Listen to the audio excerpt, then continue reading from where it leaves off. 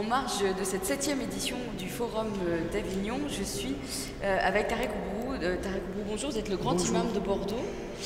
En quoi c'est important pour vous aujourd'hui, entreprendre la culture, ça veut dire quoi exactement?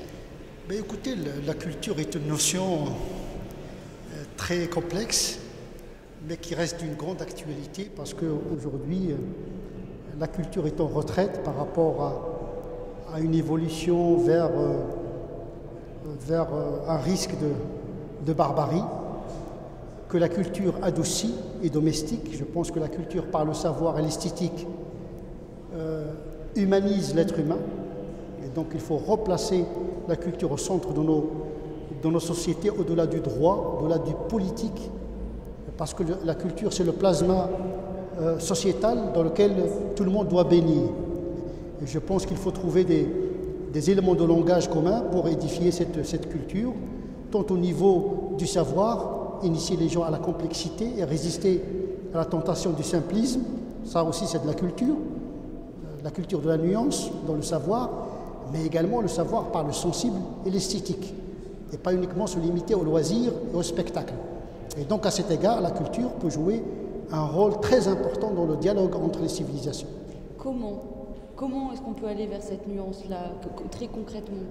D'abord par l'école, tout simplement, par la pédagogie, par des masses médias qui introduisent de temps en temps, qui doivent introduire de temps en temps un peu de pédagogie dans l'information et de ne pas sombrer dans cette paresse intellectuelle qui procède par essentialisme, simplification jusqu'au simplisme. Voilà la culture. La culture, ce n'est pas l'émotion sans raison.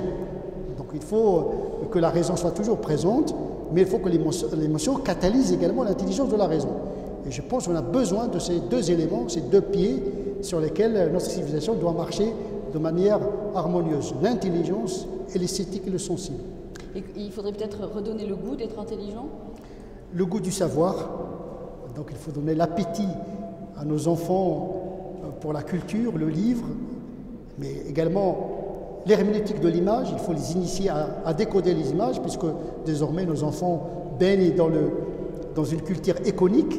Et l'image, on le sait, elle est univoque par essence, contrairement à la lettre qui donne une distance d'interprétation. Donc il faut initier nos enfants, les nouvelles générations, à décoder les images subliminales qui parfois simplifient ce qui est complexe par nature.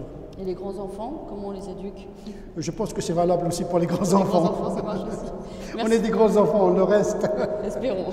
Merci beaucoup, Tarek. Merci, au revoir.